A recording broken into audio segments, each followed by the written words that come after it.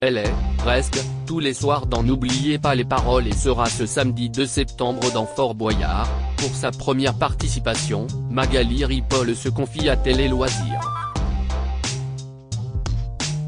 Chaque soir, y compris le week-end, Magali Ripoll chante et danse au gré des chansons choisies par les différents candidats de N'oubliez pas les paroles. En attendant les Masters, qui démarreront lundi, elle a fait un détour par l'océan Atlantique pour visiter le Fort Boyard. L'émission estivale de France 2 s'achève ce samedi 2 septembre en compagnie, notamment, d'Isabelle Morini-Bosc et de Laetitia Milot. Si est la première participation de Magali Ripoll, et pour Télé Loisirs, elle a accepté de revenir sur cette aventure et sur la manière dont Nagui lui a apporté son soutien. Il avait été question que je fasse Fort Boyard en 2019, Magali Ripoll revient sur son arrivée avortée dans l'émission Télé Loisirs. C'est votre première participation, comment êtes-vous arrivé au casting de Fort Boyard? Magali Ripoll, eh bien vous savez quoi? C'est une bien mystérieuse question, je n'en sais rien. J'ai échangé avec un attaché de presse avec qui je collabore régulièrement sur l'émission N'oubliez pas les paroles, et dans une conversation, je lui avais expliqué qu'il avait été question que je fasse Fort Boyard en 2019. Mais pour des soucis de planning, ça n'avait pas pu se faire. Et en riant, je lui avais dit que ce n'était pas si grave.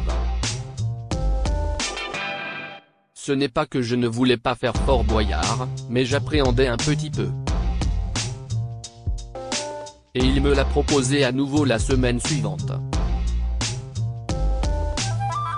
Je ne sais pas si c'est lui qui a lâché mon nom dans une conversation, mais en tout cas, ça s'est fait. Je n'avais que 2 jours de disponible pour le tournage, et ça tombait très bien. Avez-vous annoncé votre participation à Nagui? Je lui ai annoncé que j'allais participer en lui disant que j'espérais qu'il serait fier de moi, rire, car on se connaît, il sait que j'ai un côté un peu sportif, mais je ne suis pas non plus téméraire, ce qui l'a bien fait rire, et il m'a dit que si j'avais besoin de conseils, sa compagne, qui a déjà participé plusieurs fois, était disponible. J'ai pensé que ça lui ferait plaisir de la prendre par moi, et il était content qu'un des porte-drapeaux de N'oubliez pas les paroles y participe. Appréhendiez-vous votre passage dans Fort Boyard? Oui, j'avais des appréhensions car tout d'un coup, je me sentais incapable de quoi que ce soit. Je suis une bonne cliente, je suis claustrophobe, j'ai le vertige, j'ai peur des serpents sans jamais vraiment en avoir eu peur car je n'ai jamais eu aussi près de mon corps, et puis surtout, je suis phobique des araignées et des blattes. J'en garde un très mauvais souvenir d'une expérience quand j'étais locataire, c'est cauchemardesque. Les pauvres, c'est la nature, j'aime les insectes, mais dans leurs environnements à eux. Mais depuis Fort Boyard, j'ai beaucoup moins peur, ça a débloqué mes phobies. C'est une bonne thérapie en fait. Quel bilan tirez-vous de votre aventure? C'est très impressionnant, mais j'ai envie de dire que ce n'est pas si sportif que ça car la production a sans doute veillé à ne pas me proposer des choses trop sportives, rire. Je sais qu'on me connaît assez active physiquement dans N'oubliez pas les paroles, mais je ne suis pas non plus une performeuse. Je pense qu'ils ont été plutôt cool avec moi, mais je m'attendais à davantage. Car je me suis conditionné, je suis allé voir mon coach sportif pour qu'il m'apprenne par exemple à monter à la corde. Je ne voulais pas complètement être une truffe, je n'arrivais pas à envisager de reculer devant une épreuve. J'aurais regretté, c'est vraiment difficile pour tous les participants.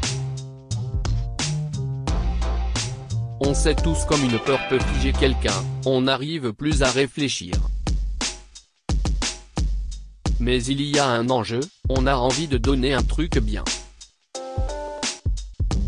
Magali Ripoll, je ne suis pas lassé par N'oubliez pas les paroles. Comment s'est passée votre collaboration avec les autres membres de l'équipe?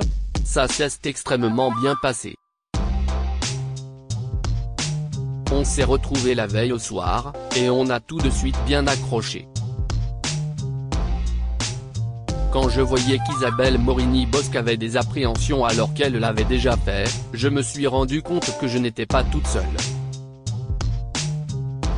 Avec Nicolas Valdorf, que je ne connaissais pas, ça a été une vraie révélation. Il nous a fait rire, et c'est là que je me suis dit qu'on était une bonne équipe. Même Thomas Ramos avait très peur des serpents, alors que c'est un rugbyman, rire. Il y a vraiment des gens de tous les horizons. Dans cet épisode, vous jouez pour l'association Endo-France qui lutte pour mieux connaître l'endométriose notamment. Est-ce que ça vous tient à cœur personnellement? En fait, on m'a proposé de faire partie de l'équipe de Laetitia Milo, qui elle, est l'ambassadrice de l'association. Toutes les associations me tiennent à cœur, mais c'est vrai que j'aurais plutôt tendance à me tourner tout naturellement vers les associations qui touchent à l'enfance, et c'est vrai qu'Endo-France n'est pas celle vers laquelle j'aurais été immédiatement. Pas parce que je ne connaissais pas, mais parce que je connaissais depuis peu les problématiques des femmes victimes d'endométriose, et je trouve ça génial. Vous apparaissez dans N'oubliez pas les paroles depuis plusieurs années, comment arrivez-vous à ne pas ressentir de lassitude?